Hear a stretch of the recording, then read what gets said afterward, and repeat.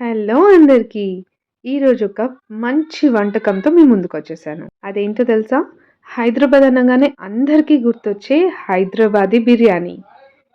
ఈజీగా ఇంట్లోనే ఎలా చేసుకోవాలో ఈరోజు నేను మీకు చూపిచ్చేస్తాను.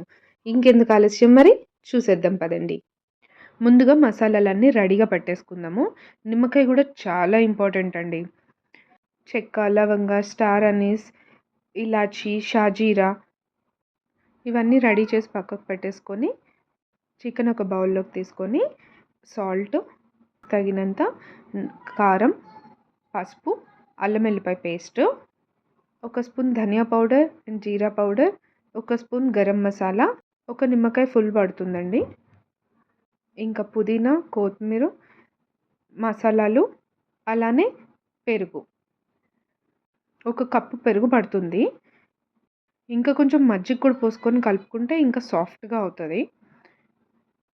ఇలా అన్నీ కలిపేసిన తర్వాత ఒక 1 అవర్ అలానే పక్కకు పెట్టేసేయండి. ఇప్పుడు ఒక కడాయిలో ఆయిల్ వేడి చేసుకొని సన్నగా తరిగిన ఒక 2 పెద్ద ఆనియన్స్ ఫ్రై చేసుకోండి. మంచి గోల్డెన్ బ్రౌన్ కలర్ వచ్చే వరకు మంచిగా ఫ్రై అవనిచ్చి తీసి పక్కకు పెట్టుకొని మ్యారినేట్ చేసిన చికెన్ అదే ఆయిల్లో వేసేసి ఉడకనివ్వండి. ఈ చికెన్ ఉడికేలోపు మనం రైస్ కూడా రెడీ చేసేసుకుందాము. ఒక గిన్నెలో వాటర్ పోసుకొని కొంచెం వాటర్ ఎక్కువే పోసుకొని అందులో మసాలాలు, కొంచెం పుదీనా, సాల్ట్ వేసేసుకొని వాటర్ మరగనివ్వండి బాగా. చికెన్ ఒకసారి మళ్ళీ చూసుకుందాం. ఇందులో ఫ్రై చేసిన ఆనియన్స్ ఇంకొన్ని వేసి ఇంకా కొంచెం ఉడకనివ్వండి చికెన్. కొంచెం సాఫ్ట్గా హాఫ్ కుక్ అయ్యేంత వరకు చికెన్ ఉడకనివ్వాలి.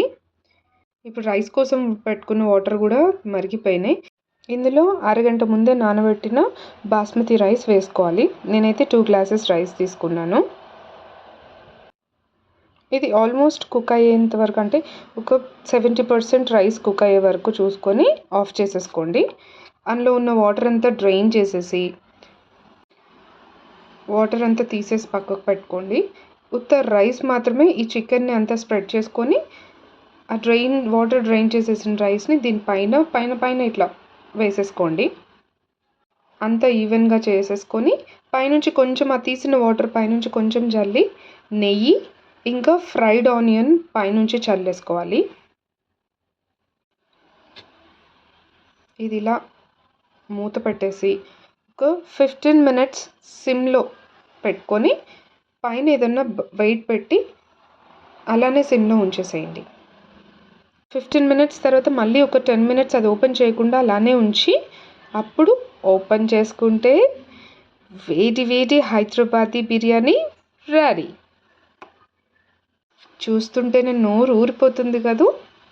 చూడండి ఎంత సాఫ్ట్గా పీస్, రైస్ కూడా పొడి పొడిగా. చూసారా?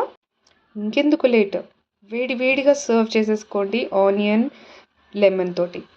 మా పిల్లలు, మా వారు అస్సలు ఆగట్లేదు ఎప్పుడెప్పుడు దీన్ని టేస్ట్ చేయాలా అని. ఆ స్మెల్కి వాళ్ళకి ఆకలి స్టార్ట్ అయిపోయింది. ఇక మీరు కూడా గుమాయించేసేయండి మీ ఇంట్లో. ఇంకా సబ్స్క్రైబ్ చేసుకోకపోతే ఇప్పుడే మా ఛానల్ని సబ్స్క్రైబ్ చేసుకోండి. మరొక వంటతో మళ్ళీ కలుద్దాం.